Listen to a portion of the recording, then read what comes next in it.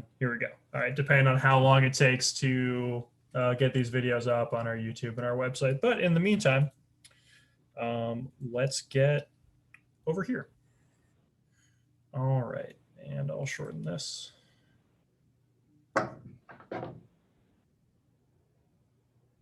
Oh, and right when I do this, we have someone asking about can they get the info for tonight's training? They forgot to sign up, so bear with me for a quick second. I will send that over.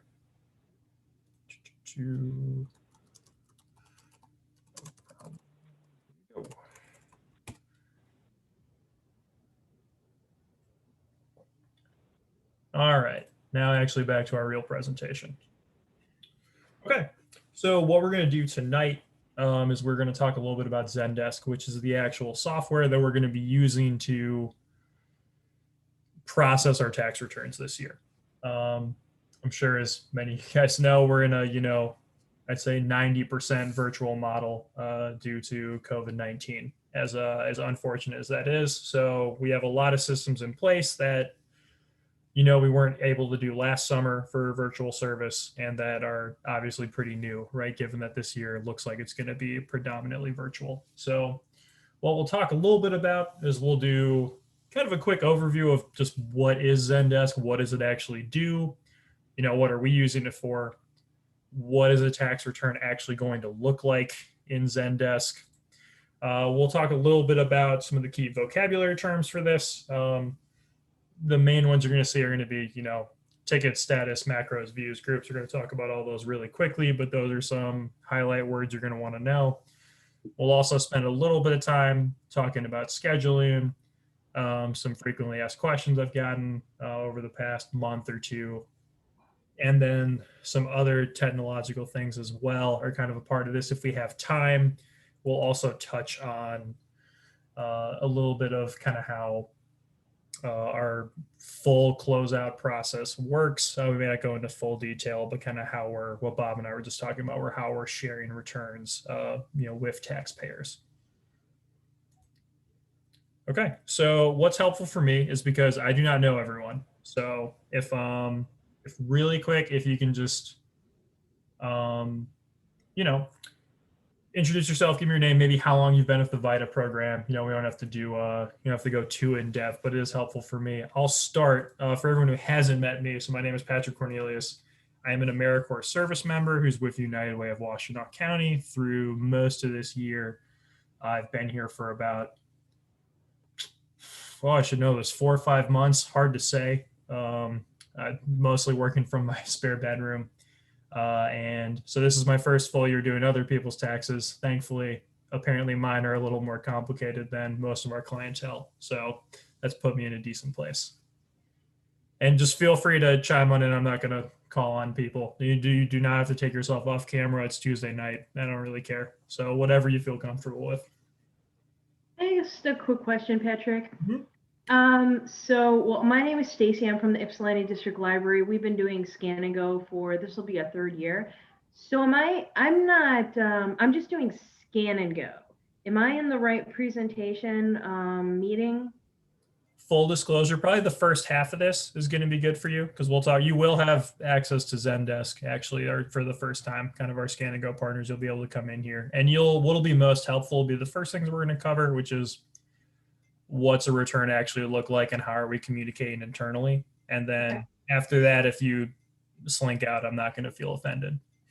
Okay, I just want to make sure I'm in the right presentation, because you're talking about things that in the past we've never dealt with at all. So yeah, absolutely. Okay, thank you. I'm Lee Catterman. I'm 3rd year volunteer. I work from home and looking forward to it.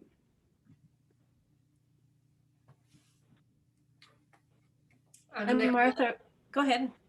I'm Nicola Cole, and I volunteered once VITA about 2 years ago, and I'm getting back into it and enjoying it.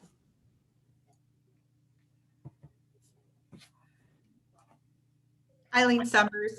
This is my 2nd year doing it. Didn't do very many returns last year before COVID, so we'll see how many I'll be involved with this year.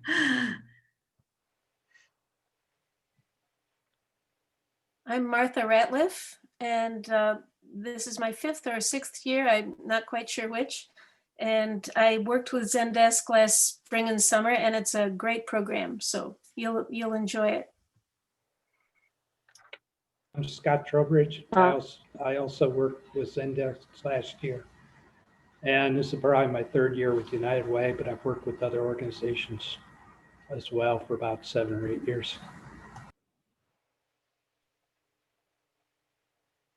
I'm Joe Clark. Oh, go ahead. I'm Joe Clark, and this is like my 2.5 year with Vita because I couldn't do too many returns with COVID last year. I actually used to use Zendesk for work, so I'm interested to see how this is different. I'm Mike Daly. This is my 3rd year doing this program. Super excited to be back. I'm Alex. Hi, go ahead. Okay, I'm Lucy Kennedy. My first year was 2017, but then I took a year off to have a baby, but I've been doing it since then. And I've not used Zendesk yet though, so it should be good.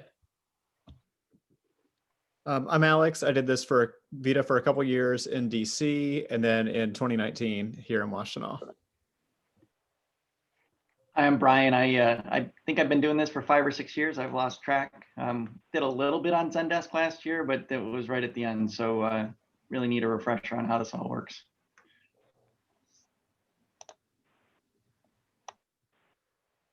I'm Bob, and I've been doing this for, I think, 10 years now. And I use we use Zendesk extensively in the spring and summer. So, but we're changing a little bit. That's why I'm on the call. Hi, I'm Sifa. This is my 2nd year in the Vita program. I have not used Zendesk. However, 2 years back, I was a board fellow at United Way. And at that time, I developed a software, Scan and Go for United Way. I think it was used for a couple of years. I just want to know what Zendesk is and how does it compare? Okay, I think we're through most everyone. It is hard for me to see. If you didn't get a chance to introduce yourself, just feel free to cut me off, hop in, doesn't matter. But if we're okay, we're gonna get started. So all right. Very first thing is just as a helpful reminder for anyone who hasn't gotten to see this year yet, but just as a reminder, who's Vita actually for, right? What kind of like buckets do our clients have to fit into? So to be eligible for our full-on Vita model, they've got to have an annual household income under $57,000. That's for 2020, obviously. Everyone in the household has to have either a social security number or an I-10, an individual taxpayer identification number. Whether they're a family, whether it's an individual, whether someone is retired, working, not working, doesn't matter, whatever. There's not a lot of, the only real restrictions are if people are self-employed, we can do a lot of things. There's a handful of things we can't do. If people need to file just state-only returns, so for Michigan, for special credits, that's also fine. And again, if people need to file prior year tax returns, or if they need to amend a return, we can still do it. Not our #1 priority. Our exception is going to be, clients from last year who weren't able to do their 2019 taxes with us because of COVID-19. We're aware of most of those, but I still do get calls to my personal cell phone double checking that we're going to be able to handle that this year. Short answer is yes. So that'll definitely be a chunk of our service this year. Okay, so moving on, what's Zendesk, right? So at its core, it's a ticket management system. If you were here early on the call, right, this is, a CRM platform, essentially, customer relationship management. For us, every single tax return is going to be one Zendesk ticket. And every ticket or return is going to have a status. And we can look at those in views. And we're going to look at all this throughout this presentation, but I'd rather get all the jargon out of the way right now. Views are, as you may be able to guess, show you tickets by where they are in the process. So for example, if we want to view everything that's currently in intake, we can do that. If we want to view every return that's going through quality review, we can do that. Doesn't really matter. Put this in bold here. Volunteers are going to be assigned tickets. So we have this set up where we'll talk a little bit about scheduling at the end of this, but based on what you think you can do during a week, Zendesk will just automatically assign you returns that we have that kind of come in that you can work on as they move through the process. Every time you're going to be assigned a return, you're going to get an email notification. The other time you'll be getting an email notification is when someone tags you either on another ticket, on a question. We'll look at what that looks like as well. You do have a home screen in Zendesk. It has this really handy little house icon, so it's tough to miss. It's going to show you every ticket that's assigned to you, if there's any recent changes to things you're working on, or if you've been tagged on something. Once again, so this is something that's kind of important. Don't worry about like writing these down. This is going to be a part of like a 2-3 page document that will be sent to you all tomorrow. But I do think just reminders about Zendesk vocab, which we'll do throughout, can be important for people who haven't seen this before. So once again, for in Zendesk a ticket, every single tax return is one ticket in Zendesk for us. They're all going to have a status, which is a label that describes where they're on the process. So 2 statuses that actually exist for us are in QR for in quality review, or preparation in progress for a return that a preparer is currently working on. Groups are going to be kind of how we're organized. So 2 groups you might be communicating with. The support team is going to include people like me, the rest of the VITA team, some really experienced volunteers. And then another group would be our intake team or intake volunteers. Those are going to be the people kind of handling, what you would think of as a greeter role, kind of the initial point of contact for a taxpayer. They'll be doing the vetting of people's intake forms as they come through. Views, once again, are going to let us see all of the tickets that are at a certain step in the process. And I do also want to mention what is built in the Zendesk, these macros. These are just automatic messages you can send in Zendesk with the click of a button. We'll look at what some key examples of the most used ones might be pretty quickly. So to get a really brief look at Zendesk, so if you literally just Google Zendesk and log in, you'll get taken here. We're going to have a shorter link built into our website that you can bookmark to get straight to it. But our domain is uw-washtenaw, just uw-washtenaw.zendesk.com. Excuse my typo in here. Once you do that, it takes you an actual sign-in portal. Whatever email you choose, and then obviously make your own password. Here's how I log in. So once you're here, the first things you're going to see are beyond buffering. So over here, you got that house icon that I mentioned for your home screen. So you can see here, I've got a test ticket assigned to me. And this, obviously from a little while ago, we'll look at this ticket a lot throughout this process, but you can see notes on here about tickets assigned to me, tickets I'm working on. That groups over there, right here, is going to be the number of tickets that are being worked on by groups I'm a part of. So I mentioned I'm part of the support group, so I can see what all my co-team members are working on currently as well. This tab over here, that's views. So I'll stop it right here so you can see some of the views we have sorted there, right? We can see tickets that are, have an issue that someone's asking for help. There's something in the initial submission, right? Something that's just come in and has to go through intake. I mentioned things that are ready for preparation, preps in progress, ready for. Patrick, is that the biggest you can make that Zendesk window? Yeah, unfortunately, I can't do too much more due to kind of how it looks on PowerPoint.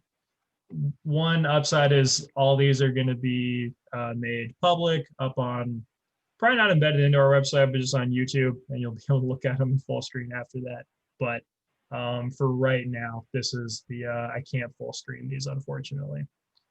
And we'll kind of talk about what these views are, what status the ticket has, and what you'd actually see in there in just a minute. But I do want to pull up this static image of a ticket. So a few other small things to note in Zendesk. If you look up here by this first great blue arrow, so you'll see you can actually have multiple tabs open in Zendesk, just like if it was its own browser window.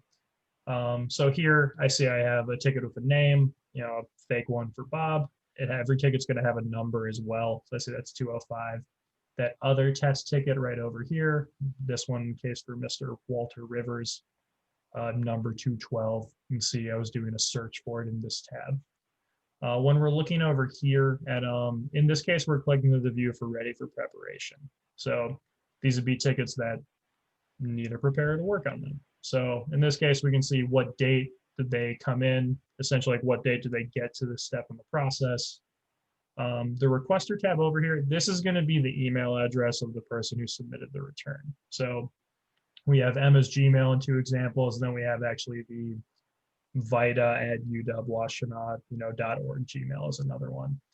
I do want to mention one thing here we'll look at as well in a little bit more detail, but because we do have someone from one of our Scan and Go sites here, the requester is either going to be the taxpayer's name, or whatever email address they chose or they upload their documents from, or it'll be an email address of one of our Scan and Go partners if the tickets came in from them. We'll look at some like side-by-side examples of how those are different, but I did want to mention you'll be able to tell exactly who they're from right there. Assignee is going to be, which one of us is signed to this ticket. In this case, it's all Emma, just because these are examples. And over here in the subject of a ticket, you're going to see their name. So this one is just a blank submission. This one, Bob in this case, take Mr. Rivers in this, but this is kind of the basic information you can see when you click into a view about a ticket. Now, if we clicked into one of those tickets, so in this case, we clicked into that fake one for Mr. Rivers. Some info I want to point out is over here on the left-hand side first. Down here, you can see that return status that I've talked about. So this was in the ready for preparation view. It makes sense. The status is ready for preparation, that matches up. We've got the client's phone number, an email address. If there's specific notes, we can see tags in here. For example, if this was a 2019 tax return, we could make a note of it here. You'll see the actual assignee, once again, is Emma in this case. It'll also show you a group that they're a part of. So since this ticket is ready for preparation, but not in prep, it's still being worked on by the intake team, right, in this case, even though we'd hope by this point their work is done. Followers. Patrick, isn't there a chance that a person will be a member of more than one group? Yeah, and so, for example, in this case, Emma's a member of every group, for example. So why this says intake is because before this, Emma was working on it and like doing the intake for this fake ticket. So once this moves to preparation in progress and it has a new assignee, this is probably going to say prepare / Bob Mole, right, for whoever is working on it, just for an example. So that will update as the assignee changes. One other thing I do want to note over here is in the middle, you'll see these two kind of selections. We have public reply and we have internal note. So anything you put into public reply and then decide to send out, that's going to go to the taxpayer.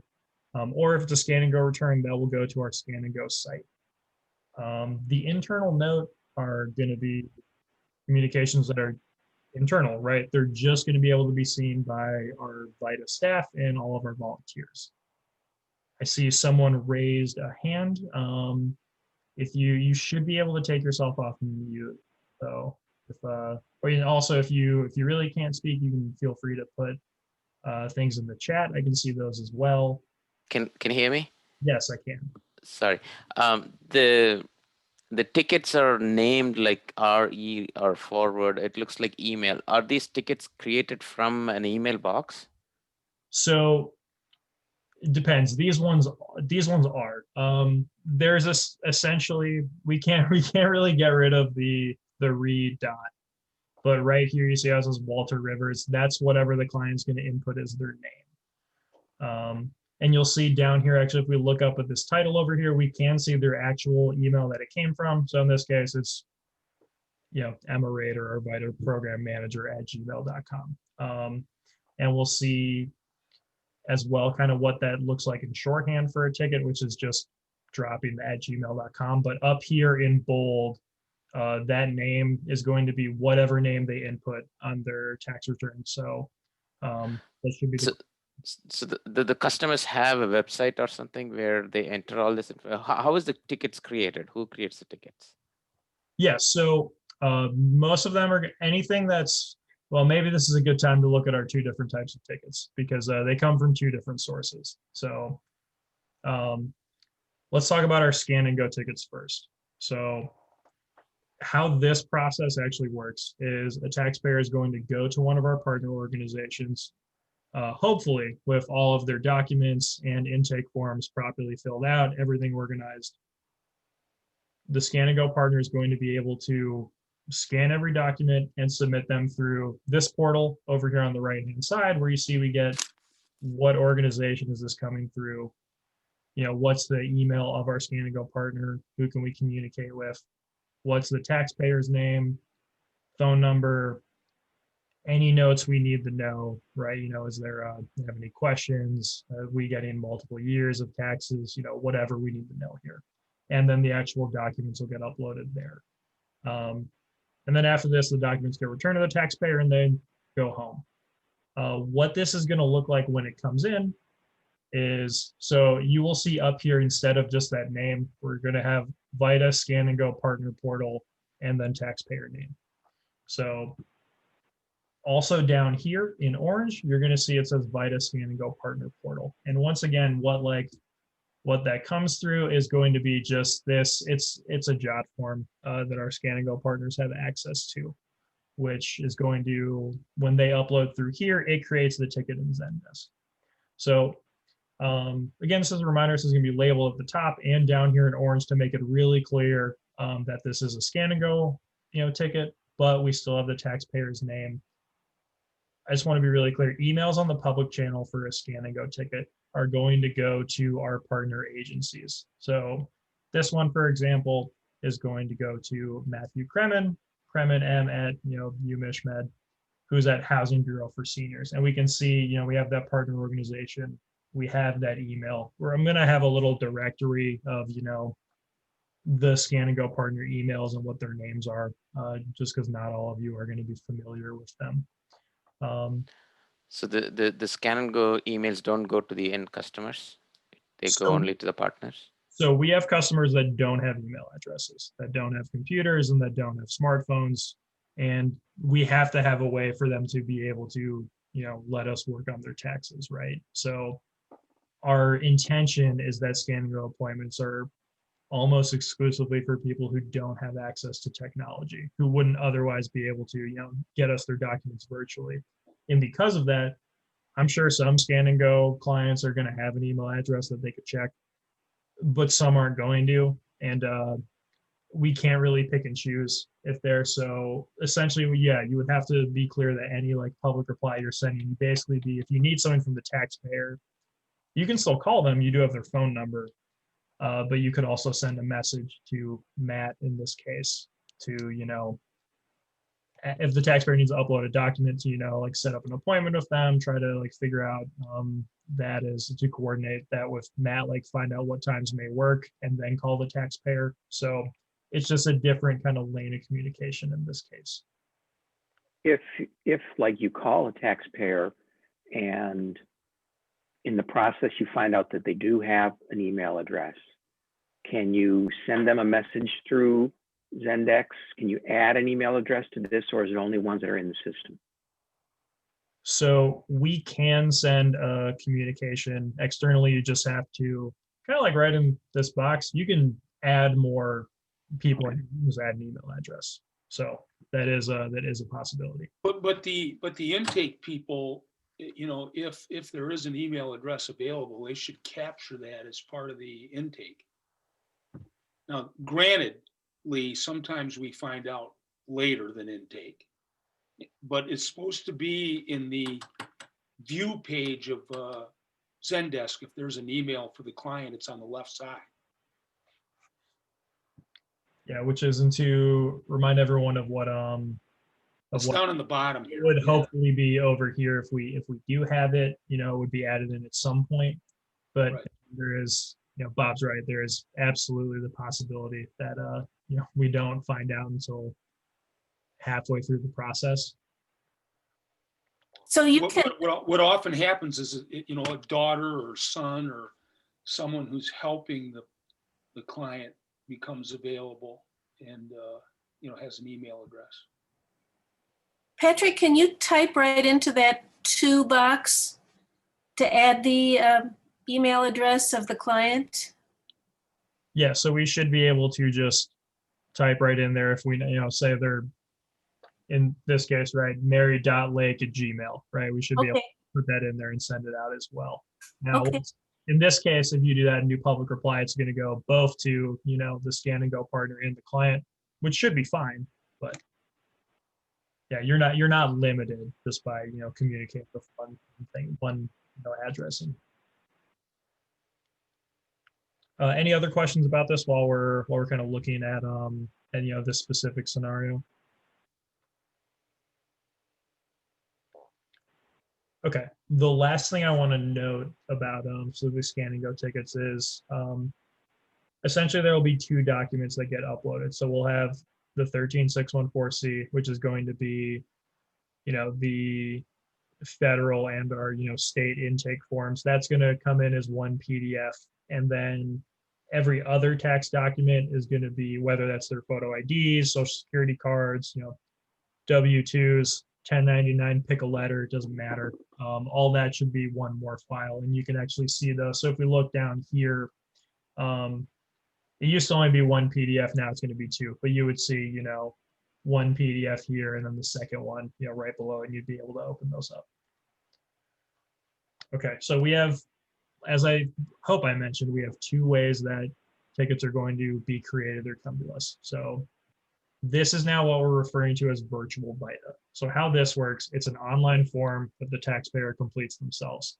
They still have to make an appointment beforehand, so we know, what week they're going to be sending us their documents. They don't get access to this portal until, the night before their appointment. But the links going to get sent to them, if they say, hey, do my taxes February 1st, even though we can't file until the 12th, they're going to get the link on, January 30th, 31st. I don't remember how this month works, but day before. The form is going to collect all their info that would normally be on the intake form, as well as ask them for any associated documents. So if they say, oh, I have a spouse, then we're going to ask for, spouse's photo ID, all the spouse's info. If they say I have two dependents, they get two different, things popped up saying, tell us about dependent 1, dependent 2, and it all comes in and will actually fill out a virtual intake sheet for us, which we'll look at shortly.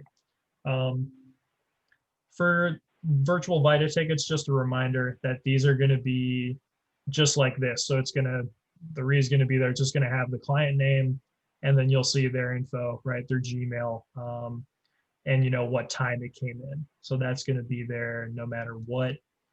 And all of their documents are going to be actually attached separately. So you're going to have like 10, 15 files, whatever it is, depending on how many documents they have, how many social security cards, all those are going to be individual PDF files. When I mentioned a virtual intake form, all of their answers are going to just create a PDF that you can view, download, and work on. What that's going to look like is right here. So this text that comes in, this is pretty much how it looks for yes, no questions, or I guess yes, no, unsure to be specific. We're going to show their answers are going to show as these kind of double circles over the yes or the no to make it pretty clear, what their answers are and what they would have filled out. As I'm sure many of you are aware, we're going to have to make some corrections to a client's intake form, whether that's changing an unsure to a yes or a no. Maybe they left something blank on the Michigan return, it's going to happen. There's also, we do have to fill out this bottom section of the first page of the federal intake form anyway. So we should look at how do we actually edit a virtual intake sheet. And thankfully, Emma put this together last year, and it's still mostly correct. Hi, welcome from your virtual VITA program manager, coming to you across time and space and the internet to teach you new things about Zendesk so we can start on this virtual tax prep process together.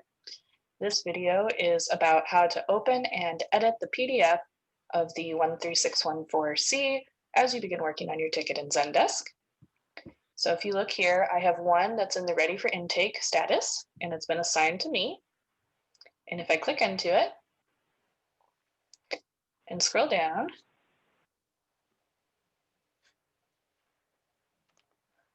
can scroll down. There we go. You will see all the times that I tried to film this video and did not succeed, but you would scroll down to the bottom of your ticket. And so this one is ready for intake. First thing you're going to want to do is mark it as intake in progress so that we know it's been started on. And then I'll make a note right here. Do not worry at all about these statuses and views. The important thing is going to be working on the actual PDF. you will click the VITA intake form. You don't need this one here. You want this one on the end. So let's click that and open it in our browser. You do not want to directly download this document because even though it says it's a PDF, it is in a format that will not allow you to edit. That's just the way it comes through from the other submission site from JotForm. So open it in your browser, and then instead of downloading it, click the print button. And if you have your destination set to a printer, switch it over to save as PDF and save it. And we're going to save this as form 13614C and reader, because I am the client in this example. All right, now you're going to go ahead and open that in Adobe Acrobat Reader.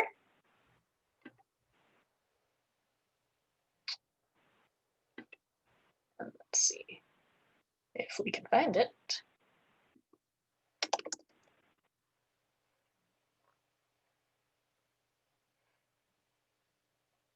Okay, so here is my intake form. And this is what it looks like when it comes in from the client. So this is all of their responses. Now what you would do is review this intake sheet as well as the documents that they uploaded, just like you would in a regular clinic, and see if everything matches up. So if they mark down that they have a 1099-R, did they upload a 1099-R? Go through all of that before you make the intake call with the client. And if you notice that they uploaded some documents that aren't marked on the intake sheet, also make some notes of that. Once you're ready to call the client, you want to be able to edit this sheet so we know that if you make any changes or you notice anything is incorrect, that it's been marked, and anybody else looking at it, like the QR volunteer, will be able to tell what those changes were. So the way that you would edit this form is you would click on this little pen icon here, and it opens up a few tools that we want to use. So the first one here is the text. So when you click on it and you see that when you hover, it carries the A/B with it, you know that you're ready to type. And a place where you might use this is if the person had filled out that they had any dependents here, you would still need to go in and answer these questions. And so I would type in yes. And to move to the next box over, just like in Excel or any other spreadsheet, you can just hit the tab button. Keep on going. So for any dependents, make sure you're filling out that information just as you would in a normal tax prep. And then we move on to the second page, you'll see that we move to these little buttons. And so the way I want you to track any changes here is to switch over to this X tool. It looks very different from the radio button here. So it'll always be easy for the next person to tell that that anything marked with the X is the correct one. So let's say you're on the phone with the client and you find out they did have a SSA 1099. You would come down here and just put an X right over that box, okay? And then let's say you're talking to them and it turns out that. Sorry, we have someone who I had to let in. We'll get back to where we were. It looks very different. A SSA 1099, you would come down here and just put an X right over that box, okay? And then let's say you're talking to them and it turns out that they do want to do direct deposit. Go ahead and put an X in that box. And keep track of these things in your notes. And if there's anything that you find out that they didn't upload that you're marking on here, you'd want to email them and ask them to upload those documents. And there are instructions for that in the Zendesk document for you. Any additional comments you wanted to put down here, you could also do with the typing bar.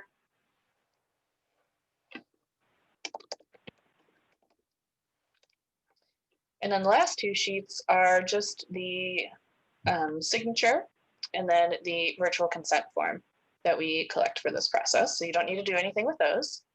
So you finish your phone call with the client, you've made all your edits to this document.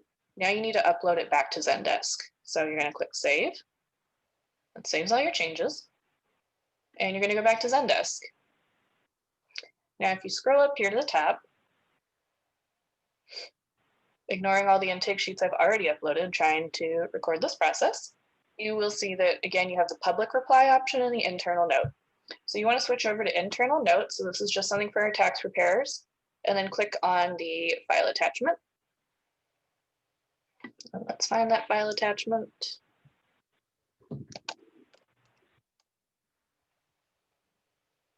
Okay, there it is. So we upload it into that field, and Zendesk will not let you save this without typing some sort of text into the box. So you can just put in completed intake. And then if you have any notes that you want to add, also put those in here. Things you think it's helpful for the QR volunteer to know, or just stuff that is important, you know, for anybody else looking at this file to be aware of.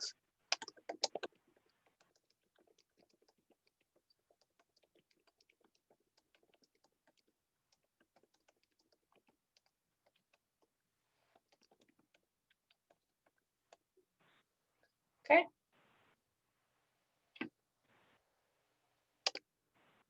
And then you click submit. So this is your save button essentially, and you have submitted it. And that is it. The rest of that is really specific stuff for intake, which we don't quite need to go into. But I think it's important. Hopefully, it's just our intake team that has to make edits to those sheets. But realistically, I think there's a very good chance that we're going to have to make edits to, you know, a client's information during preparation, maybe during QR. You know, it really depends. Things are going to get missed, especially with, you know, our almost exclusively virtual model. That video is already publicly available. We'll make sure to direct people to it if you you know, need a refresher. You can also always reach out to myself or the Vita team for small kind of techie things like that if you run into trouble with the client's intake form once we get into season. As we kind of, before we move into the next section. Hey, Patrick, the one thing Emma forgot in that video is once she uploads that revised 13, you have to delete it off of your computer because it has a social security number. And actually, speaking of deleting things off your computer, bullet point number 3 on this slide is just a reminder that if you ever do download something onto your computer, you have to delete it after you're done working with them. This is part of the security agreement every volunteer and all of us have to go through anyway when you're doing your, you know, volunteer certifications. It's part of our virtual intake security agreement, which you saw in that old intake. It was about 2 pages long. I think it's about 5 pages long now, kind of detailing everything we're doing and security measures we're taking to protect clients' info. So that is, Bob is absolutely right. You do not ever. So that's delete and then empty trash, probably. Yep. Absolutely. Make sure it is gone and not just sitting in the bin. Just get rid of it. And Patrick, it'll be okay for us to go ahead and delete those as soon as we've uploaded them back to Zendesk, right? You don't have to wait. If it's a difficult return and it's going to take you weeks to figure it out, you don't have to have it the whole time or whatever. Yeah, because if you ever need it again, you can just go grab it off Zen. Right. So, okay. So absolutely, as soon as you're pretty sure it's in Zen, as soon as you're sure it's in Zendesk, just get rid of it. It's a good habit to get into. I should have said recycle bin. Yes, that is. If you're not familiar with your recycle bin, Scott's right. You're going to get familiar with it during this season in terms of getting to get things out of there. Last year reminders about tickets are absolutely back to basics. Just each client's tax return is going to be its own ticket, and every ticket's going to be assigned to at least one volunteer. If something's really complicated, maybe we'll get some more people on it. But our hope is that you know, simple things will be kept to just one intake person, one preparer, you know, one quality reviewer. This is a decent time for our Scan and Go partners to escape and reclaim the rest of your Tuesday evening. I think seeing the very first part of kind of how tickets look since you'll have access to Zendesk and how people will communicate with you is most important. The rest of this is much more for people doing intake, people doing preparation, and people doing quality review. So wanted to mention that because we have a mix of volunteers and partners in here. Okay, and with that, yeah, no problem. So for everyone who still has to stick around, so statuses. This is probably the most important thing we're going to talk about. Is Zendesk lets each ticket have a status to make it clear where in the process each return is. You can update the status of the ticket that you're assigned to. So when you're working on it, you're in charge of making sure it's labeled properly. Hey, Patrick, just one thing that, I've heard you say this several times. Let's take a return that has been through the intake process and your algorithm assigns it to Lucy, let's say. When you open that ticket, it doesn't say it's assigned to Lucy until she assigns it to herself. No, Zendesk is going to have an assignee after no one. But then when Lucy gets the email that it's assigned to her, she has to change the status to preparation in progress then. Oh. Yes, which will. Right. So that's the action that she has to take. Yeah, and we'll take a look at since last week. I think I've built hopefully the most clear flow chart possible for kind of what the steps are ticket's going to move through, which also everyone's going to get tomorrow. But kind of what Bob's talking about here is, once status is changed, Zendesk is going to automatically assign tickets to the appropriate volunteers. Instead of reading this paragraph, we're actually going to go straight to here and kind of look at what's the path of a ticket. So after documents get uploaded, right? Because that's the first step. There has to be a ticket for anything to happen. Very first thing that's going to happen is once documents get uploaded, Zendesk is going to assign the ticket to an intake volunteer. That volunteer is going to get an email notification. Okay. Right after that, intake volunteer is just going to make sure that that ticket status is set to initial submission, right? That's in. Then they're going to want to go through and complete the intake process. Check documents, call the taxpayer, communicate with whoever they need to, get all that done. Once intake's complete, all the intake volunteer, and by when I mean once intake is complete, that means re-uploading a corrected intake form, all your notes are formatted, all that stuff that we went over in intake training, that's done. What they're going to do is set the ticket status to ready for preparation. Then kind of this line break, the intake person is done. You may get asked questions about the ticket, but in terms of actively working on it, your step is done. In this middle chunk, what's going to happen when a ticket has that ready for preparation status, Zendesk is going to assign the ticket to a preparer. They're going to get an email notification. And what Bob just talked about is this first bold step, where a preparer is going to change the ticket status to preparation in progress. You're working on it, right? It's in progress. Then you're going to complete the return. I'm sure there will be zero problems, nothing you need to double check. It'll go super smoothly. But as I mentioned, check with the intake volunteer and or client when necessary. You are going to see the kind of chain that things move through. You're going to have notes from your intake volunteers. You'll know who to talk to. Once your preparation is complete, the preparer is going to set the ticket status to ready for QR, quality review. Okay. When a ticket has that status, Zendesk is going to assign it to a quality reviewer. They're going to get an email notification. Quality reviewer is going to change the ticket status to in quality review. They're going to run our second check tool. They're going to review the return. They're going to send it to the taxpayer through DocuSign, all that stuff, make sure it's good to go. And then eventually they're going to send the request for e-file consent to our client, and they're going to change their ticket status to quality review complete. So this is the ideal life of a ticket. There are some things that can happen along the way, but hopefully it moves through these sort of stages. This is, again, going to be something that I want to make really accessible to everyone and to really emphasize these trigger statuses, right? Ready for preparation, ready for quality review. And then, quality, yeah. So go ahead. Pat, I know this is a good start on this. I think it needs a little embellishment, if I could use that term. I think we should incorporate in here what kind of tags we're putting in the e-file section and tag Slayer in here. For example, if whoever's doing the preparation, they're going to complete e-file, and down at the bottom, they're going to be, the tags that we're all familiar with. What are the tag options under what circumstances should be incorporated in here. Also, I don't see anything in here about sending the return and the e-file sheet, the signature sheet. I think we should add those words, and I think that's done by the quality reviewer, Yeah, so not the preparer. Yeah, in this middle one for the quality reviewer at the very end, when I'm talking about sending the return to the taxpayer through DocuSign, that's the portal we're going to use. Oh, there it is there. I'm sorry, it is there. Yeah. But there's no details about it, so you're fine for it. Just yeah, I mean, it needs to be a little. It's a great start. I like it. I mean, I like it a lot.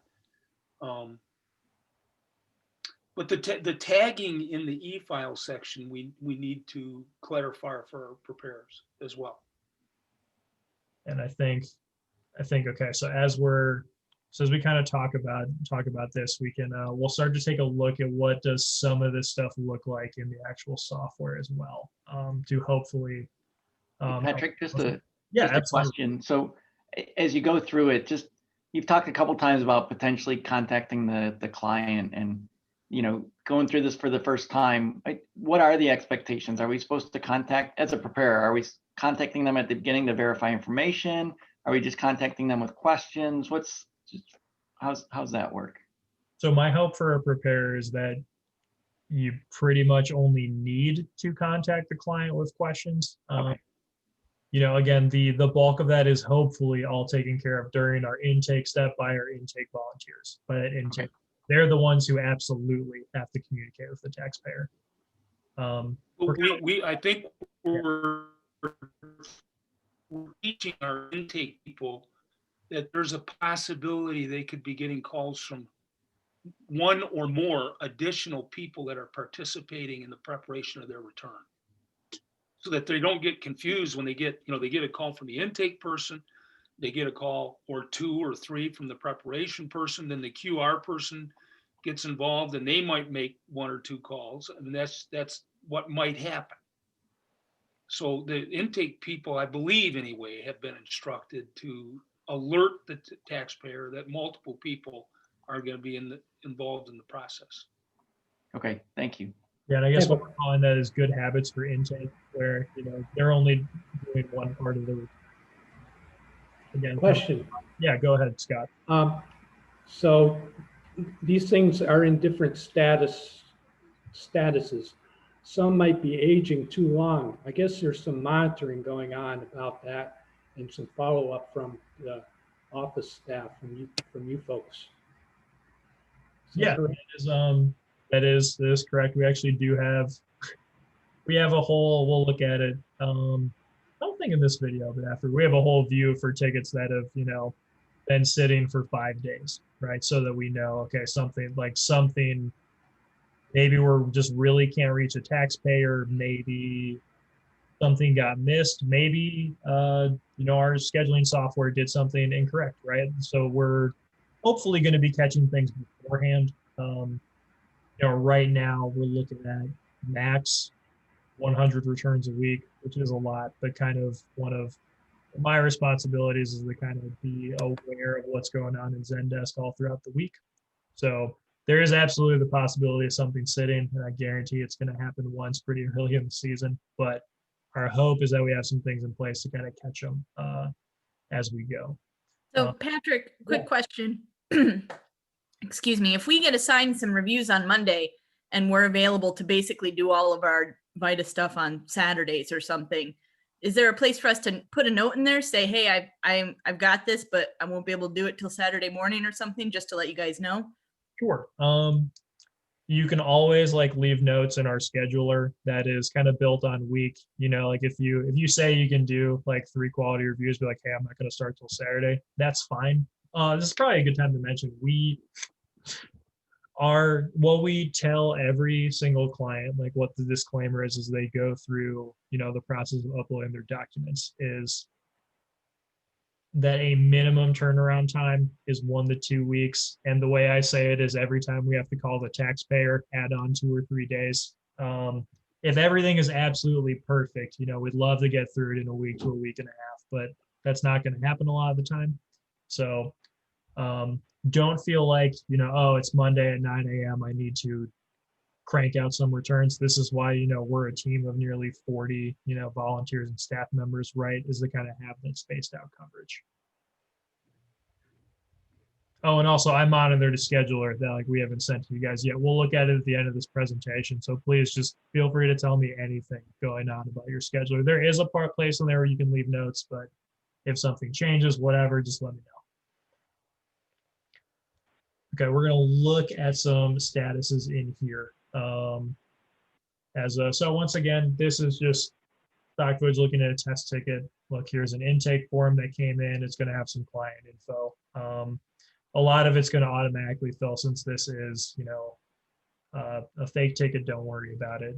You can see the assignees blank, tags are blank, all this stuff, right? And there's always different notes. The big one is return status. So I'm going to pause it right here.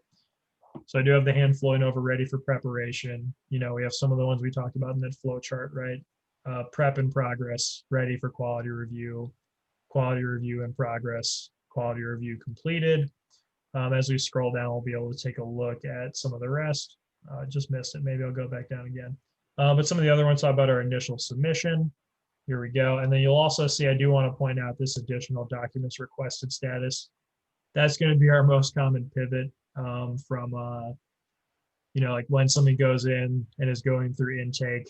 If we need someone forgot their W-2 or forgot their son's social security card, whatever. If we need a document, we can flip to that status so we know we're kind of waiting on the taxpayer after something has been sent out. And we'll kind of look at what does that look like as well. So in this case, I was making sure this intake is set to initial submission. And yes, someone had a question. Yeah, sorry. If let's say from intake submission, if I just change the status to QR completed, will the system say, no, you can't do that? The system will not, but we're going to see. And please, I know mistakes happen, but our goal here is that we can't really write in the logic because a lot of these are attachments and external things to prevent you from adding, 1,000 tags. You can type in your own tags here, and please don't do so. And we can't stop you from changing statuses. That's why we do have to be really careful whenever we're saying something in here. I do want to mention that if you click on the wrong status, not a huge deal because nothing is going to save until you use this black submit button in the bottom right. So the best we can do is ask that you be very, very careful before you submit something and kind of double and triple check before we, do anything like that. Okay, thank you. Yeah. See, one of the good things about Zendesk is back when we had live clinics, beginning of last year, and all of 2018 tax year. When people had to come back and, we couldn't complete the return on a Saturday or whatever tax day it was, we had separate Excel spreadsheets tracking. I think at one point we must have had 50 returns on there that needed follow-up of one type or another.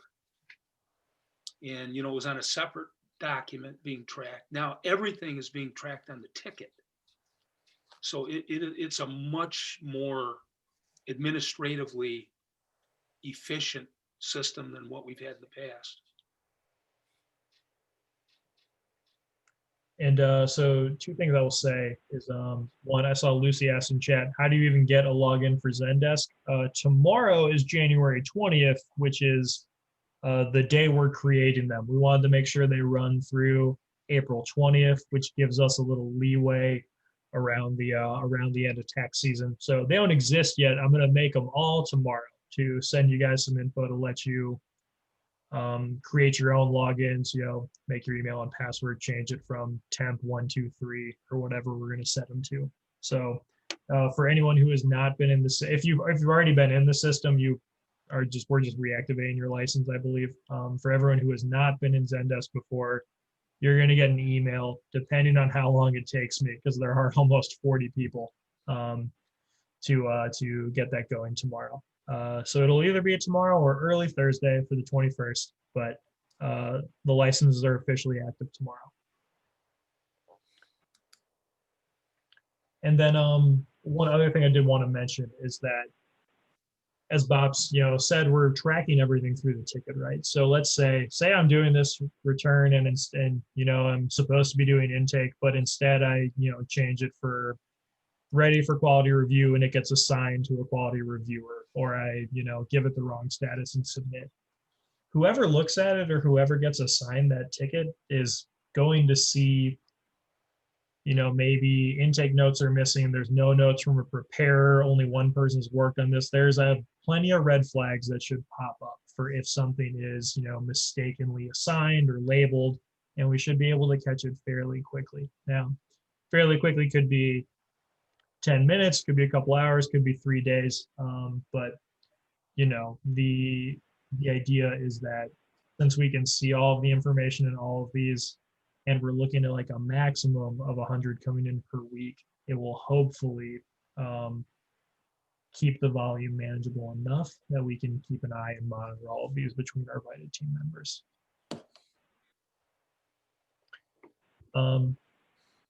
Just as a reminder, so this is a less detailed and less nice version of what the path of a ticket would be. And I want everyone to kind of refer to this and the extra notes that'll come with it. I didn't want to include those, so I don't want to put a wall of text in front of you all, but this will be something that gets sent out in our follow-up tomorrow. I do want to mention, we do have other statuses. Obviously, you saw a handful in that video, right? So the main one, we talked a little bit about additional documents requested. We'll talk more about that one in just a second. Client issuer help needed.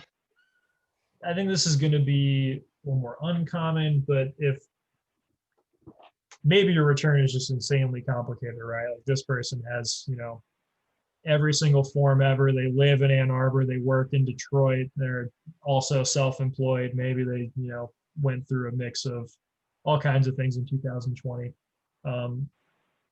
This client issuer help me. It'll hopefully you can contact the VITA team and get some pretty quick and direct help.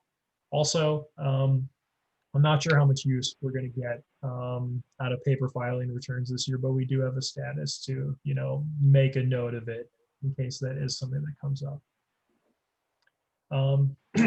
Speaking of communicating internally, even though we're not in a clinic together, it is still encouraged to talk to each other and ask for help, whether that's through Zendesk, email. We're going to put a directory together with everyone's info on Zoom, especially for me, it doesn't matter. Just want to make sure that includes not just volunteers, but our full VITA team, or maybe I should say not just our VITA team, but all the volunteers. We do have the issue and help needed status, but for faster replies, you can tag someone. So how that works, you just type the @ symbol and then start typing their name, and Zendesk will give you some options. Same kind of thing as Facebook, or I assume like other social media. When you tag someone, the agent, in this case volunteer, is going to get a notification so they know what you said and what ticket. What that looks like, you'll see here, I moved into the internal note box, which has a yellow background. It's a great way to tell when our next side. Again, public reply is going to go to the taxpayer. And as I said, you can add other people in here. You'll see I tag someone, but in this case, we want to keep it internal. So type add, it just pulls up a full contact list, but I just type just the letter E and then MM, and you see it's showing me Emma in this case.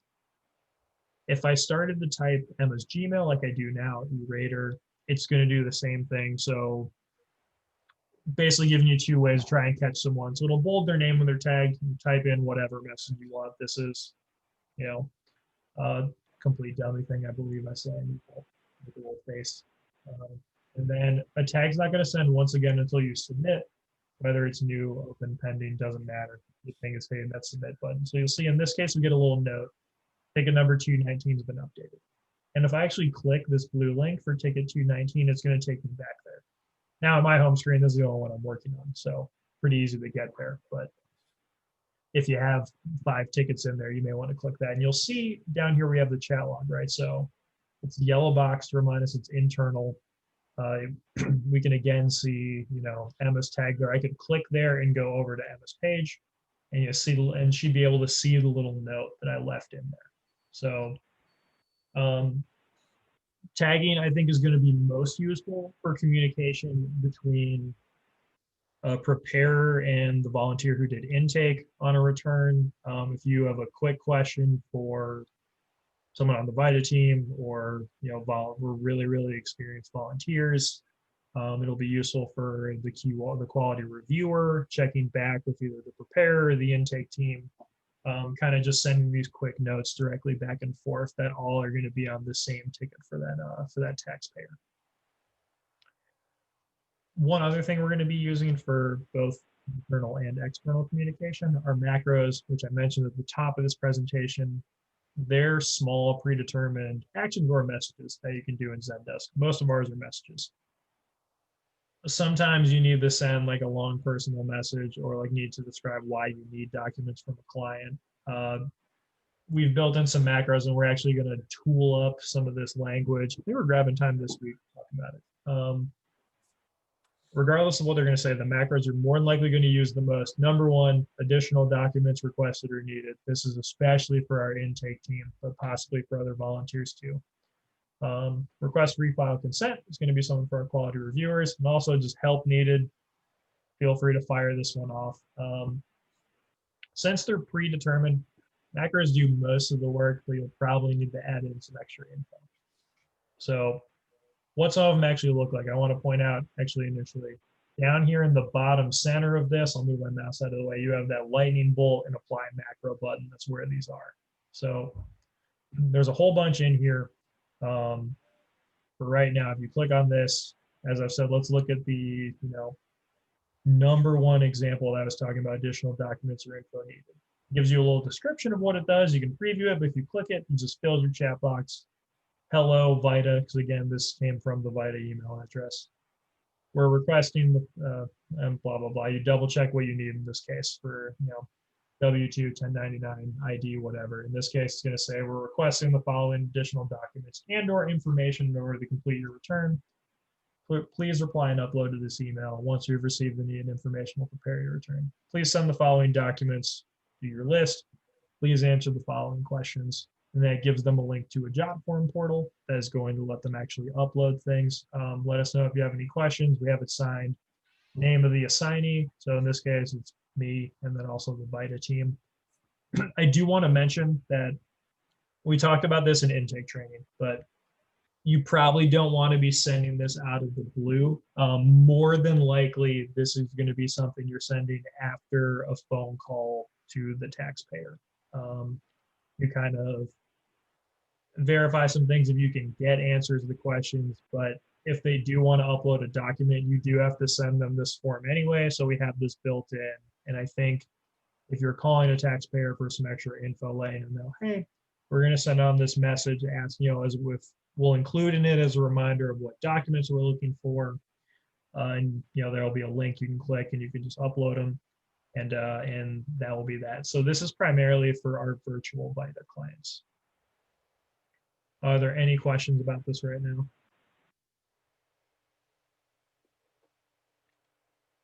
Okay. The reason I mentioned this for virtual VITA is if this is a scan and go person, if there's a document they need to upload, they need to go back into a physical site. So we're going to want to work with our scan and go partners to schedule an appointment with the client to have them come back in, because you all can't really do that. Now, as we talked about earlier, there is the potential that scan and go, client is actually going to have an email address and maybe can send this on. So that could happen as well. Every case is going to be different. So you can see in here, obviously you can edit the text, add information. They forgot their W-2. Maybe this person's a teacher. Did they have any qualified educators expenses this year? They didn't mention on their intake. I give a quick example. And then just like everything else, this is not going to send until you hit that black submit button down there. So that's kind of your key for saving or saying anything. So you can change, edit this however you want. Right now, this is just a sample message to kind of cover some things. And obviously I just get rid of it. So let's look at another macro. So request refile consent is mostly for our quality review people, but gives them basic instructions on what to do and how to reply in order to do this. Jumping forward, I want to take a look at the client issue or help needed one. So one nice thing is when you select the client issue help needed macro, it automatically moves you into the internal note box. So it's going to be really hard to send this one to the client. That at Vitamin, that's goes to our Vita admin group. So that's going to tag a handful of people all at one time. And it just says, please describe what you need help with. I said taxes are hard. So this would be a way you're going to alert like 5 or 6 people at one time with this, who a mix of people who've been doing this for a long time, and then also people like me. So hopefully someone in there can kind of help you out. And once again, nothing's going to send until you hit that submit button. Any questions? Patrick, I have a question. Go ahead. When you pulled up the consent macro, that was the one we were using in the spring and summer, but as I understand it, we're going to have a new DocuSign process, which will not require them to type in that sentence and sign their name, and so that's obsolete now. Is that correct? Yeah, the macro is still going to exist, but it's going to contain different text and like a link to DocuSign and that kind of Good, because that text never worked. Never. No taxpayer, no client could ever understand what they were supposed to do when they got that macro. So I'm glad to hear it's going to change. Yeah, the name's probably going to stay the same, or maybe we'll clear it up for ourselves. No, we're probably going to decide that this week, but it's going to be in the same place. It'll just do something different. So, oh, hey, my dog's here. Okay. Good. Okay. That sounds good. I was just curious whether or not you guys are going to have like tax happy hours on Zoom where everybody can come on and work on their returns and have a beer, etc. As a young person, I'm 100% willing to do so. I think Bob might be having one right now as we go through training, which is I wish I could do if I wasn't presenting. I think Bob is more of a Scotch guy. I mean, hopefully, I think I'm specific. I think we're pretty flexible, right? About if it turns out that, hey, buddy, yeah, just lay down. If it turns out that a handful of us are available during the afternoons, I think right now what we're doing for the next couple of weeks until tax season, I think they start either tomorrow or Wednesday. I should probably know, but I'm hosting Zoom drop-in hours kind of throughout the day. We have already had a few people take us up on them. I'll send all that info out in the morning. But those are, if people are interested in that, that's something which is going to be like an open Zoom that people can kind of hop into, and that either myself or Emma or Julio will kind of be in, kind of have it on in the background or a second screen while we're working, and to once again try to give a place for people to come with in-person questions, because I do want to make it clear you can't only reach us by tagging, right? You can call us, text us, email us. We're gonna be in for Zoom, so we definitely, I think, virtual face interaction is only so fun, but it's better than nothing, right? We don't want you just to be doing tax returns alone at home in your workspace. I have a question that you covered it last time, but kind of quickly. When we call a client, I think you said there were 3 ways of doing it. And I think you went over it, a bit too quickly for me to get the exact methodology. Yeah, so there are, so speaking of that, that's I have it a little bit later on in the presentation for the 3 ways that we can do it. But I'll mention right now that we've been talking about calling clients a lot, right? So the first way is if you feel comfortable, you can just use your cell phone or home phone and dial a client. That's fine. There's no rule against that. You can just pick up a phone and call them. Their number is going to be in Zendesk. You just have to read it off there. The other two things that we kind of have in place, and well, one we have in place, one we recommend, but what we have in place is you can actually make a call through Zendesk. Let me get a look at, if you see this phone icon up here, you can click that and you can actually, it's just a 734 number, like area code that you can call from, and you'd make the actual call from your computer. And that works even if you don't have a phone connection in your computer. It's actually called out of your office rather than from your computer. Yeah, I mean, the physical call doesn't go from your computer, does it? No, there's like a number we have set up. So every computer calls from this same phone number if we were we were all dialing through it, and it's 734-6 something, I forget the rest. The quality really varies when you do that. It just depends on your internet connection, honestly. So if you use that method and let's say you leave a message, how does the client get back to you? So if they call back that number, what's going to happen is, what I would recommend is leaving the best callback number. You can leave the callback number that is there for Zendesk, and you're going to get a notification on your computer screen. Pretty sure it flashes green, and it's going to say what phone number is calling. What I would recommend is if you're looking at a ticket and you're expecting a call back, you see a call is coming in, let's say it's from 734-500-111, and you're like, oh, that number matches the phone number on this ticket that I'm working on. Let me pick it up. So it's not ideal, but it is something that is built in the Zendesk. We didn't do a whole bunch extra to set this up, and it is available to everyone. The other option, which we'll talk about a little later on, is you can set up a Google Voice number. I have some instructions on that in here, and that we're going to make public to either set it up on your computer again, or you can set it up on your phone. We ended up getting off track a little bit on our Google Voice discussion last time. There was a little bit of pushback. I want to make it clear, however you want to call the taxpayer is up to you. We're just trying to throw out a couple solutions that can, potentially help keep your cell phone or home phone number private if that's something that's important to you, or to change your area code if you're someone like me who doesn't have a 734 phone number.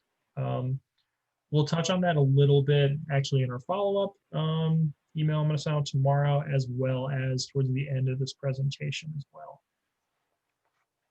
And we do have something in chat as well. Oh, just great. Okay. Not a question, just feedback, which is great. So kind of getting into the back end of this presentation, I've talked a little bit about views, which once again are just going to let us see how far along a ticket is within this process. We can easily see tickets, every ticket that's at a certain stage. How many tickets have quality review finished but are waiting on the taxpayer? Like, we need to set up a time to, call and talk to them, right? How many tickets are waiting on additional documents? How long are they in there on average, right? We can see all this information. Only some of this stuff is going to be useful to all of you right now, but I mention it because all of it's really important as we work to improve this process throughout the season, and hopefully just this season, as we can go back to in-person next year, I hope. Over here, you'll see kind of all our views we have, right? So anything that, we've marked as issue or help needed, initial submission, things are coming in. The ready for preparation status means intake is done and we're just waiting on Zendesk to assign these out. Or maybe they just got assigned and someone hasn't, in this case, hasn't changed the status. Preparation in progress. Hopefully this one's self-explanatory. You've started the actual preparation of the return. Maybe you're in TaxSlayer. Maybe you have questions for intake. Any step along there, things are going to be in there. Once that's done, remember we mark it to ready for quality review. And then it's going to get assigned to someone, a QR volunteer, who's going to change it to quality review in progress. And I'll start this because we want to look at the in quality review view is a little bit different. And just again, a reminder, the house can be your home screen. This floppy disk thing is going to be your views. And it'll tell you the number of tickets in each thing as well. The views show mostly the same information, which is going to be email address, who's assigned to it. You can see the name of the client. What date did it come in? We have these kind of defaults sorted by show the oldest tickets up at the top, because those are the ones that we want to get out, right? That we want to finish. As we kind of look at, and you can click into any ticket from a view. Like you can view, in my case, I can view every ticket, but if you're a preparer, you can view the other tickets that are in, that are being prepared. You just can't really make changes to them. So these are all test tickets, so don't worry too much about missing information in here. Patrick, are you saying that everybody can see all of the views in a category? Like so when you're so even if it's not my ticket, I can see it if I click on that step in the view. I just can't do anything to it unless it's my ticket. Yeah. So one thing that this can be helpful for is so, and also to be clear, so I should mention, if you get tagged on a ticket by the person who's assigned to it, you don't actually make changes to it. You can just view everything. So that's kind of the idea here, is that say a volunteer tagged me on a ticket and I looked at it and I was like, oh, I don't know the answer to their question. So I call Bob, for example, and I'm like, hey, look at this ticket. It's this number. He could still go over and view it even without getting a tag or something. It's just another way to be able to see stuff. It can also be helpful, I think, for our intake team, they can see how much they're working on, and they can also see, okay, we have 3 intake people doing returns today. But there's 10 initial submissions and they've got to get through, which might be a lot. So it can kind of give you an idea what might be coming down the pipeline as well. I want to highlight this in quality review view because it has one different thing, because we think this is pretty important for our QR volunteers. We included the return status column in here because maybe you're done with quality review, maybe it's in progress. If you're done with quality review and you're kind of waiting on sending things on to the taxpayer, it may be sitting for a day or two. We don't know everyone's availability. Or maybe it's something that if it's a scan and go ticket, we're waiting for them to physically go back to a site and sign off on the actual return, which that can definitely take a little bit of time. But we would know, okay, just because it's in here and it's from a long time ago, in this case, September, which is far too long, we know, okay, the QR is actually done. We're just waiting on the client to go back to United Way to sign the return. So there's a couple different circumstances that can happen in there. But there is no status QR completed on the left-hand column. Yeah, so it's just so the views are technically separate from statuses. So any ticket that has the status of QR completed or QR in progress, you're going to be able to see when you click on that in quality review view. Okay. So I do have a question. When, as a preparer on, is it TaxSlam, if you have a question, is somebody able to view what you're doing to take you step by step? Because sometimes the way you enter it is different how it appears on the return.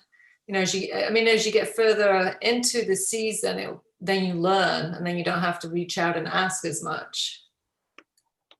Yeah, in terms of viewing actual returns, the absolute easiest method that, personally that I think is if you've got a return open and you ask for help, say it's me, say I have time for a 30-minute Zoom, just open it up in screen share so we can both look at it. I think, we're so virtual anyway, that's probably the easiest way, besides, trying to share like an actual file of the return into, look at it differently. I think that's kind of our recommendation for that, is just to try to set up a screen share so you can both be looking at the same thing.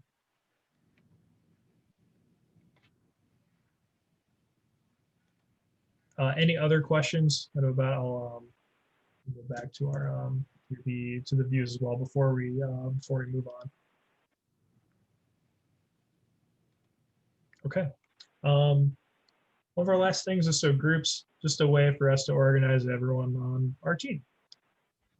As I kind of touched on before, common groups of volunteers can easily see shared tickets. So some of the groups you're going to be a part of could include preparers, right? Probably going to be most people. Our intake team should be a little bit smaller, but we do have a really good group. Quality reviewers, and then I think I've mentioned the support team a couple times. Again, mostly our actual VITA team and a handful of very experienced volunteers. These are going to be the people you want to annoy for extra help. Get them on Zoom, have them look at a return, especially early in the season while we're all getting back into the swing of things.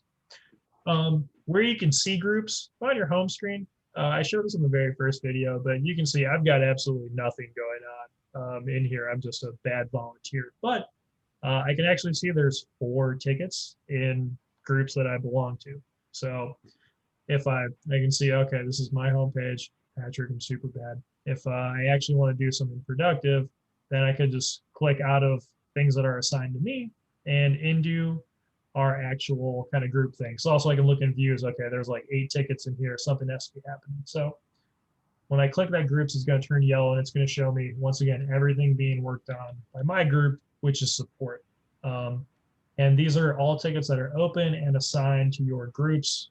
Again, you can be part of multiple groups. You can be a preparer and be doing quality review. You can be doing preparation and intake. As I look at these, again, we've got all the information where some of these are real, some of these are fake. I can see where they come from, what date they came in, when was the last update, who's actually assigned to them, all this kind of stuff, which can be really helpful for if these were, oh, I see Emma has 2 tickets, maybe they need help. Maybe I should send them a quick message and see what's going on if I have a little bit of extra time.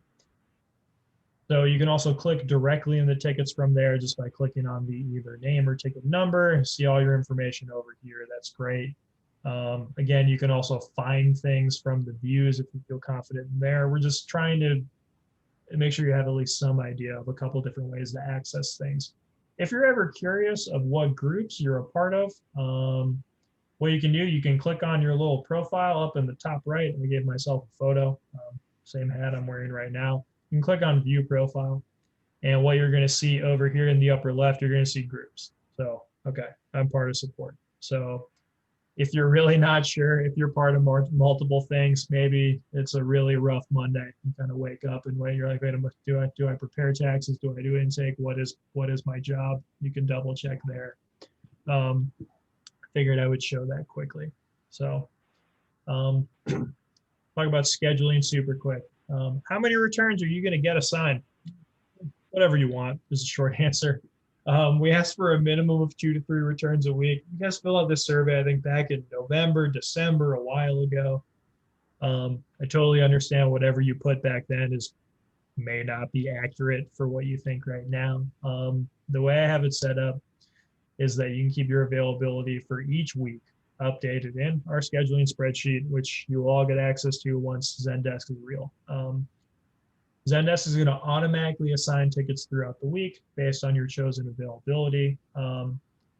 Real short thing, I changed the language on this to be even more specific after some feedback. So I have a name column. Number of returns I can prepare. Okay, so I said 4. Number of intakes I can do, I said 2. I left quality review blank because it's scary. Don't give me any. Do I have a special certification? Do I have any expertise? Fully on here, speak Spanish. That can be really helpful for some of our clients. John Human, this totally real volunteer, says he's great at city taxes. That's good to know. If we have someone who works in a different city than they live in, specifically in Detroit, you can leave notes in here. this came up earlier, right? Maybe like, oh, I can only, do returns on Saturday. Okay, cool. Just let me know. Like, doesn't matter particularly to me. You don't have to leave anything in here. If you get assigned returns on Monday and you don't get to them until Thursday, I'm not going to take it personally. So just ask that you try to keep this up to date and reasonably. I will try to vet this. As you see, our totally real volunteer, John, probably biting off more he can chew. 20 returns, 10 intakes, 30 quality reviews. I'm probably going to call John and be like, don't do this to yourself. See your family.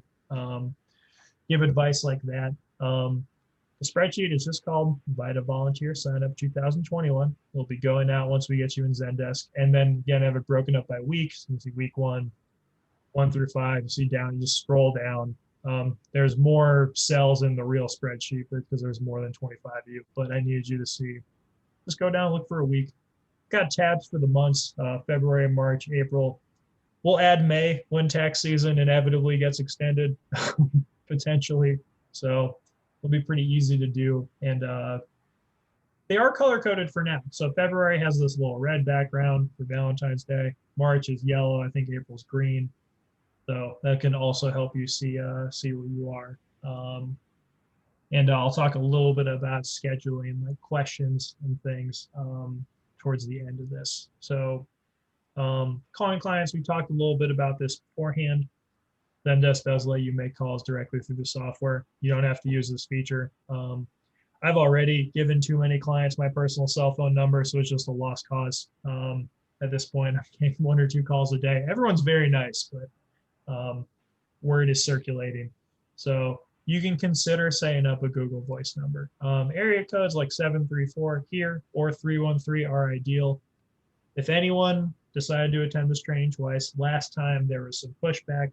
You can get a 734 area code on Google Voice.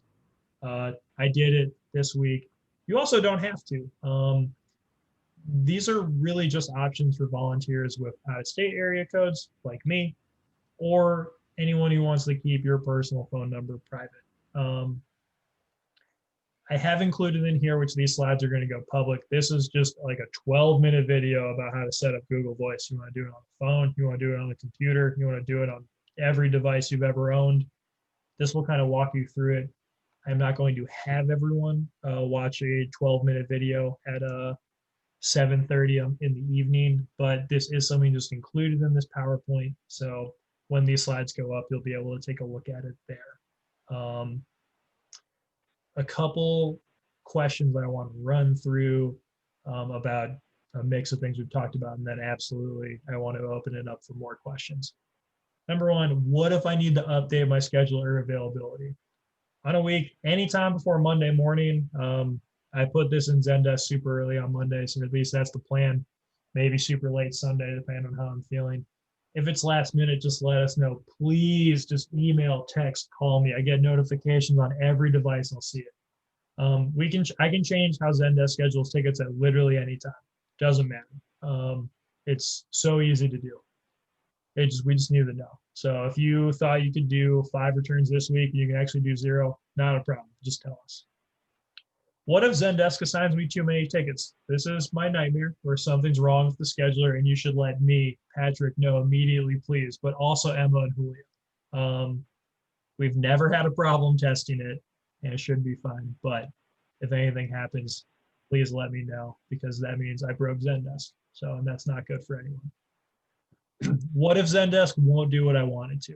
So this will happen to someone. Technology can be kind of dumb. Thankfully, you can reach us pretty quickly through email, through Zendesk, through Zoom, phone numbers, all this stuff that's going to be publicly available to you. As I mentioned briefly, we're doing Zoom drop-in hours once you get your licenses leading up to tax season. I think it's something I'd like to continue throughout the season as well. Also, I want to make it clear, if there's problems with Zendesk, please just call or text me at any time. Like, making sure this thing runs smoothly is a big part of our Vita team's responsibility, because we want it to be as easy as it can for you, even though nothing's easy in a fully virtual environment. What if I need to transfer a ticket to someone else? We've got everyone's availability. We can find someone with the capacity to take on extra work, even if it's us. We just kind of need to know. Just let us know what's going on if you need to offload some things. has this presentation covered everything about Zendesk? Not really, but it is a good introduction. Some things are only required for certain volunteers, specifically our QR and intake folks. Preparers, you've kind of seen most stuff, which is good. But for everyone else, there are some things specifically in the intake presentation, and there are some notes that are going to go to our QR team, either at the end of this week or next week. So there's definitely more to it. But overall, this is a pretty thorough dive into what we're going to be working with this year. So if there's any other questions while we're here, please feel free to sound off. I have a question, Scott. So when we were in QR training, we talked about the tool that's being developed that will flush out any potential issues for the QR person. Explain to me when in the process that happens and relative to these status changes. Yeah, so actually, let me to help myself out. Let me go chart, which is buried in here. All right, so let's say, Scott, you've been assigned to return for quality review, right? You'll get an email, you can click into the ticket.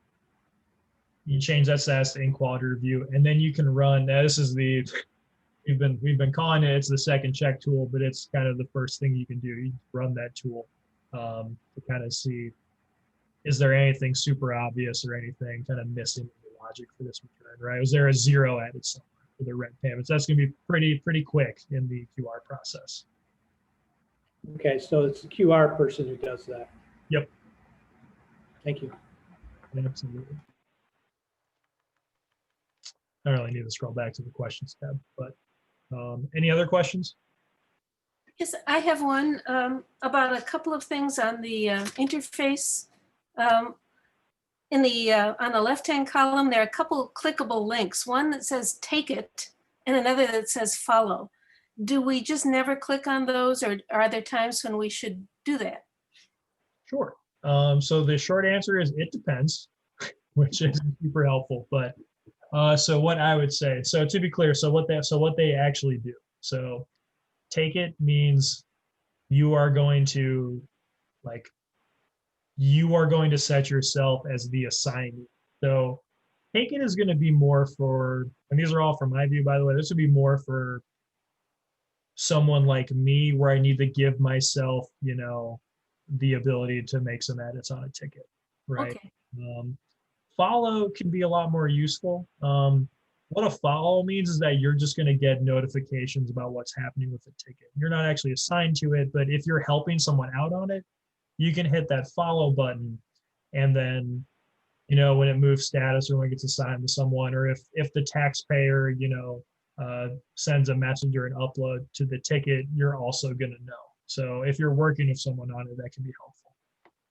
We talked last summer about the preparer being automatically entered as a follower when it moves to QR. Is that going to happen or not? So we don't have that happening automatically because the QR person is going to be able to see who did the preparation, because there'll be notes here. There'll be, an upload of the return, right? There'll be, there's a trail, right, where we're going to see who was on it. Good. Then that will not clog up our email. And so in short, we just never, preparers and QR people really never click on take it or follow. There is, the more than likely, yeah, just don't even worry about it. Don't worry about it. Okay. And then the other question was about the submit button, where there are a number of options. So there's a submit as new, submit as open, and should we worry about those different submit options? Short answer is no, because technically, pretty much what's going to happen is, so you'll see how this kind of defaulted to submit as open, right? Because things have already been submitted here. For our intake team, what they're going to want to do is either hit submit as new or submit as open for the very first time, and then it's just going to read submit as open for everyone else after that. Okay. You just hit the button, not really worry about the drop-down menu. We have to have those in there because if something happens where, someone on our VIA team needs to close down a ticket or move something, we have to have that option. but for volunteers, it should be as easy as just clicking whatever this says in the bottom right. And also one thing is that a lot of, real companies that are going to use software like this is it really matters if the ticket says, is it open? Is it pending? Is it whatever? For us, everything that matters is right here. It's that return status. That's the single most important thing, and that's how we track them through the process. Okay, thank you. Any other questions?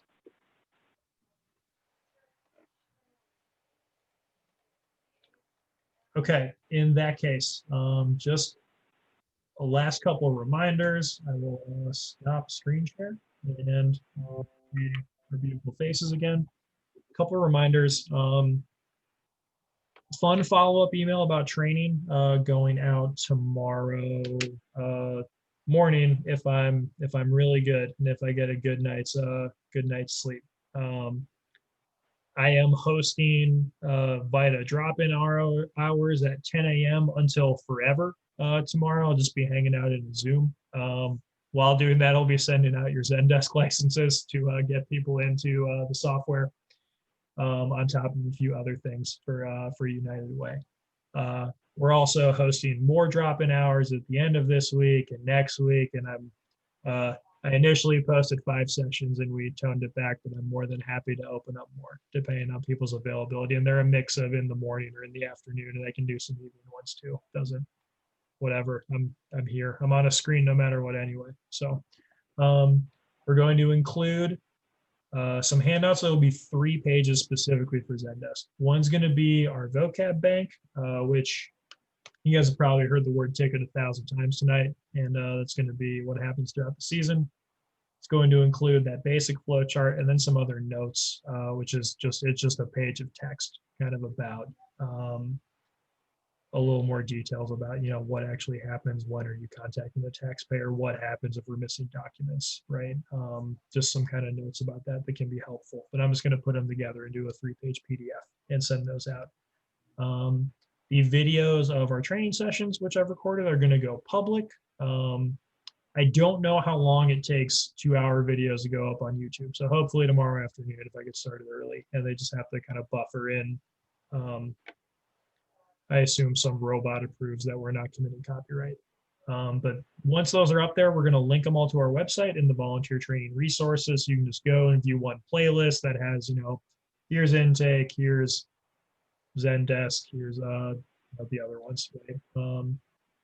Beyond that, it is January 19th today. This is our last kind of in-person training session. So thank you for everyone who has attended multiple sessions throughout with a mix of presenters. It's been a lot these past 2.5 weeks. Season starts February 1st. Even though we can't process any returns until February 12th, I believe, we can still work on them. We got permission from the IRS confirmation from the IRS today. So there'll just be a really big batch of returns to submit on February 12th, essentially. But we can work on them ahead of time. So that's great because we already have almost 100 clients for those first 2 weeks, which will be really great. And we don't have to reschedule those people. So before February 1st, click around Zendesk. Let us know if it's just awful, just really stressful. You need to come to drop-in hours. Make sure you passed your volunteer certification tests by that point. The volunteer codes of conduct, the other basic site rules, and then for anyone who's going to be preparing taxes, it is the advanced tax preparation certification exam for this year. We've already sent some reminders about that. We'll send some more, and we'll also share the scheduler with you so you can start thinking about what do I want to do this first week. I have a feeling we're going to be kind of over for the first week, which is great. I'd rather have, all of us do one return, one QR, whatever, than have us get really, really overloaded that first week. So that hopefully let us get into the swing of things. Patrick, Yeah. Is there going to be a handout? I was just looking on the website. Is there going to be a handout for federal and state that just gives a summary of minimum, maximums, and just when I did the training 2 years ago, I couldn't do the federal, so I've just looked online. But we received a handout, and in that was just what I would call like a cheat sheet. So you can quickly run in, like if you're married filing jointly, this is the maximum income, or just a chart. Yeah, for certain credits and things. Yeah, I think right now what we're working at, I believe what Emma is still working on is putting everything kind of together in one. It's called a Padlet. It's just an online document, and it'll probably end up being a little long, but it's going to have a table of contents that lets you click into what you want to do. So if you're need some notes about Michigan, okay, great. If you need to look at federal things, right? If you're screening for eligibility, we're going to include some of that stuff in there. So because one of the I went through all the modules. It talked about, I think, is it the 4012? I don't know if I'm saying correct. Let me pull it up. Let me see what this resource is. It says there's some shortcuts. Yeah, so it's the publication 4012, but I've never been able to get it to work. Something like Control F, and then you can put in like a form number or a subject. I've never got that to work. well, that'll be and here's my favorite thing about the Pub 4012 is that it's 300 pages long, so it takes forever to load when you're doing a search function. What I've had what I've had luck is on their, I think page 3 of the actual publication is a table of contents where it's super long to read through, but you can click on a line there. So if you want to look at, let me look at a simplified 1099R, you can click on that, and then it's going to take you down to, in this case, it's page 105. Like I just did, and will save a little bit of time too. But it also can take like a week to load because it's a huge document. So. That's very helpful that you can click on it. I've been scrolling and to get from the okay. You're not alone.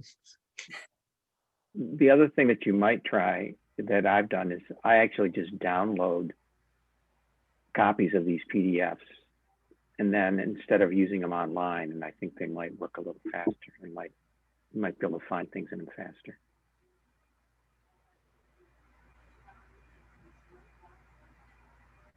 One thing that works for me generally, if you hit Command F, you get a little search box, and you can search by keywords. And that may help to get a particular topic that you're looking for. And to avoid searching the Pub 4012, if it's, if someone's specifically working on your exams over the next week or two, we do have some resources up on the website as of this past weekend that are, I think one's like a 2-page study guide that kind of tells you, what form you would look at, what kind of rule you should look for. There's also a Google form that'll let you check your answers that is out now. It will tell you if you're wrong or right. It won't give you the right answer because we can't do that, but it will, at least let you double check some of those. Those are linked on our website. I believe, I know Julio was actually working on that during our training this weekend. So got a couple shorter things out there as well to kind of take a look at. There's a lot of things up there on that website. So, any other questions?